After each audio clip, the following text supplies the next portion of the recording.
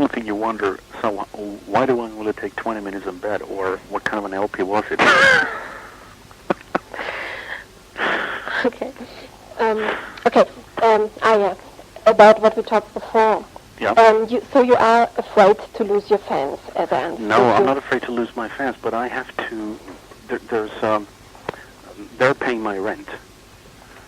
But you would win new fans if you lose. But here's the point. Whenever there was one journalist 1 year ago when Nordland 1 came out, and that person said, "Okay, so Bathory's back doing Nordic stuff, which they used to do in the late 80s. Bathory don't have any more.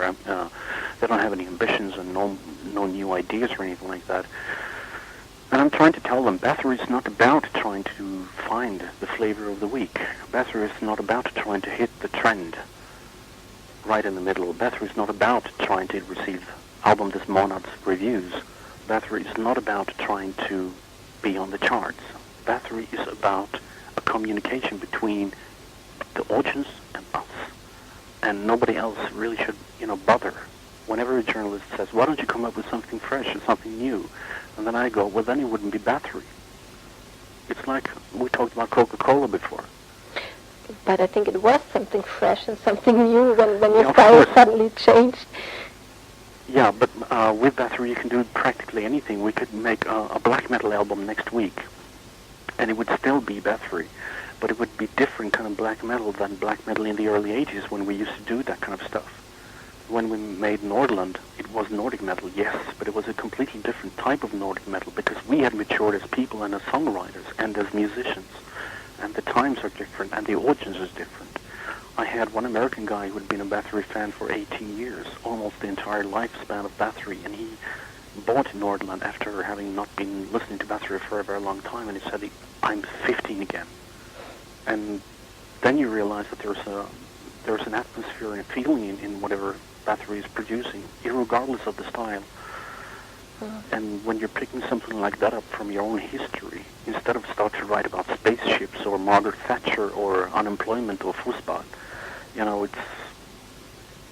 we salute our own history and our own Geist all the time whenever we make an album. And if people don't like that, if they would want for Bathory to be hippie, militant, vegetarian lesbians, then okay, not for us. Wait a second. When you go to McDonald's, you want to have a Big Mac, and you want the Big Mac to taste the Big Mac. I don't want to go to a McDonald's restaurant and realize that the chef is going to be experimenting this week. And it comes up with a pike hamburger, and they go, "We are sorry, we have a Norwegian chef this week." Or semmelknödel or apfelstrudel or something. Do all your albums, okay, let's say from one style, do they sell the same amount of copies, or do you know there's a favorite for the fans? For instance, from the Nordic albums, maybe Twilight of the Gods, or do you see any album which is, how can I say, the most liked?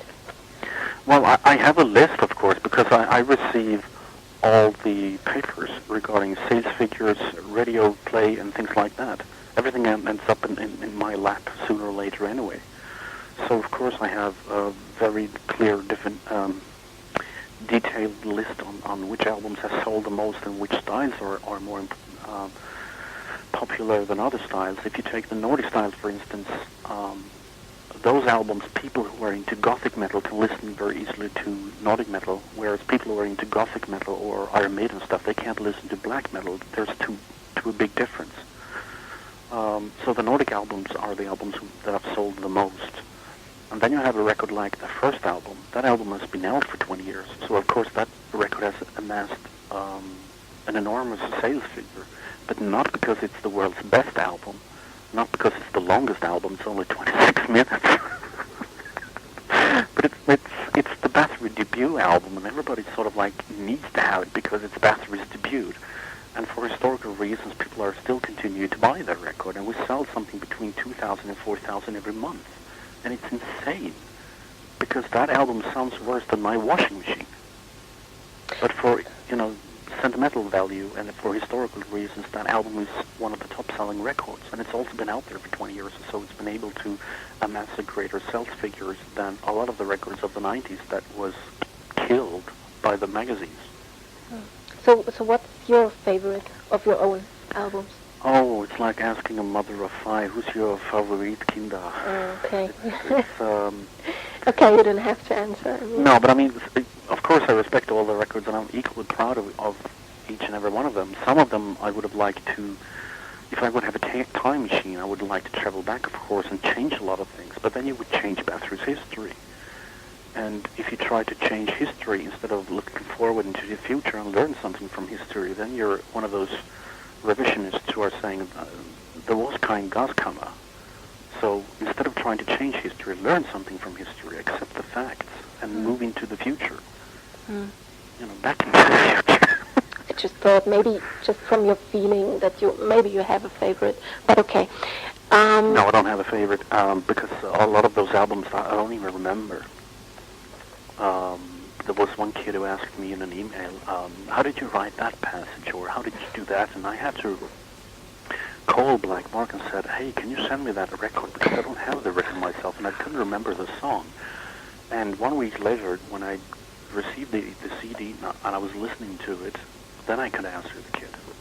So if he had asked me face to face, I wouldn't be able to answer him. But now, when I was opening the record and I was playing it, then I could answer it.